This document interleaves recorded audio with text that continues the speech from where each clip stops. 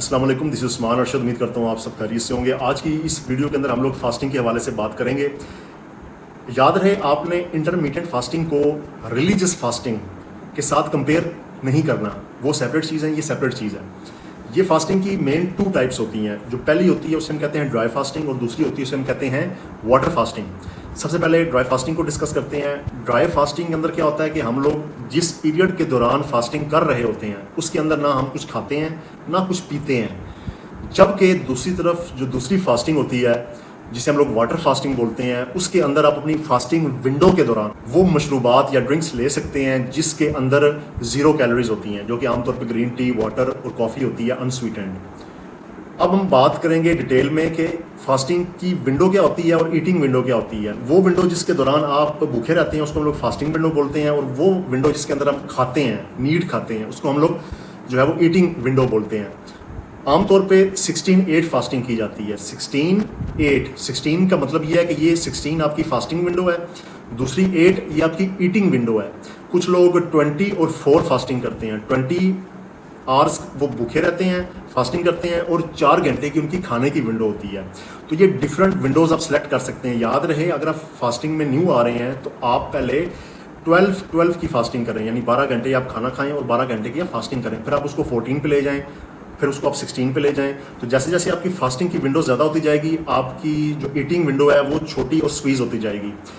Fasting सबसे जो fast आपका वेट लॉस होता है वो ड्राई फास्टिंग में होता है, लेकिन जहाँ पे कोई काम जल्दी होता है वहाँ पे कुछ खतरात भी लाक होते हैं। फॉर एग्जांपल, अगर आप गाड़ी को 120-140 की स्पीड पे चला रहे हैं तो आप अपनी मंजिल पर जल्दी पहुंच जाएंगे, लेकिन उसके साथ साथ क्या होगा कि एक्सीडेंट होने के चांसेस हैं। अगर आप स्लो स्पीड से चला रहे हैं तो पहुंच आप फिर भी जाएंगे, लेकिन टाइम ज़्यादा लगेगा और आप कंपैरेटिवली सेफ रहेंगे। तो ड्राई फास्टिंग जो होती है ये काफ़ी क्विक मेथड होता है फैट लॉस के लिए कंपेयर टू वाटर फास्टिंग। उसके अंदर आप पानी पी रहे होते हैं, वेट लॉस इसमें भी होता है, लेकिन कंपैरेटिवली थोड़ा सा स्लो होता है। फास्टिंग विंडो के दौरान मैं क्या करता हूँ, आमतौर पे क्या प्रैक्टिस की जाती है। 2 तरह के लोग हैं। एक वो हैं जो कि सुबह का खाना खाते हैं, दोपहर को स्किप करते हैं और फिर रात को खा लेते हैं। कुछ ऐसे होते हैं जो कि सुबह और दोपहर का खाते हैं और फिर दोपहर से लेकर अगले दिन सुबह तक भूखे रहते हैं। मैं कैसे करता हूँ, मैं रात को 10 बजे अपना आखिरी मील लेता हूँ। 10 बजे के बाद मैं सो जाता हूँ, सुबह मैं उठता हूँ और मुझे भूख लगी होती है। ये आमतौर पे लोगों को होता है। मैं उसके लिए 7 ग्राम्स ऑफ कॉफ़ी पीता हूँ अनस्वीटेंड। उससे क्या होता है कि मेरी भूख जो है वो सप्रेस हो जाती है, दब जाती है, और फिर मैं दोपहर को 2 बजे तक भूखा रहता हूँ। उसके दौरान मैं पानी पीता रहता हूँ या ग्रीन टी ले लेता हूँ।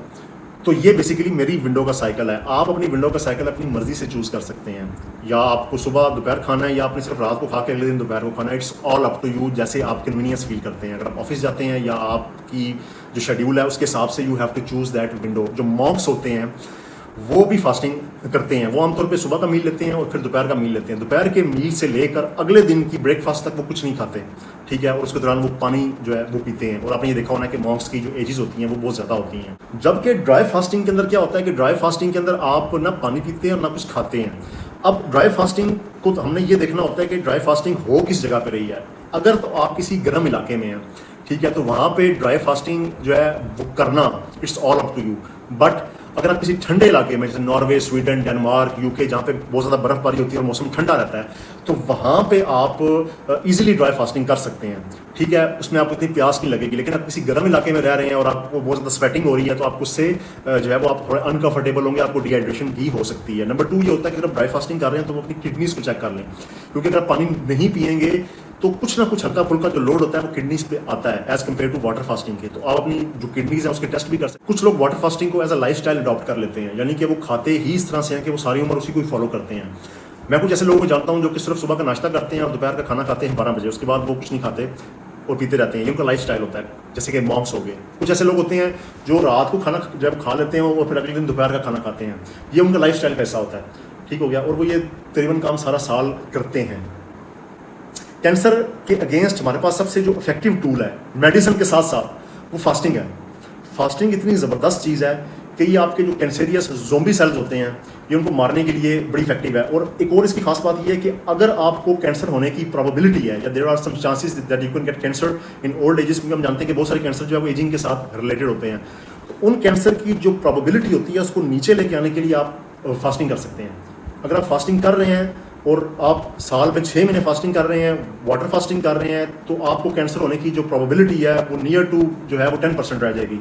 लेकिन अगर आपने ये ठान लिया कि आपने सारा साल जो है वो सही दबा के खाना है और स्मोकिंग भी करनी है, ड्रिंकिंग भी करनी है, तो एजिंग के साथ साथ अगली उम्र में जाके आपको कुछ कैंसर जो कि एजिंग से रिलेटेड होते हैं वो हो सकते हैं।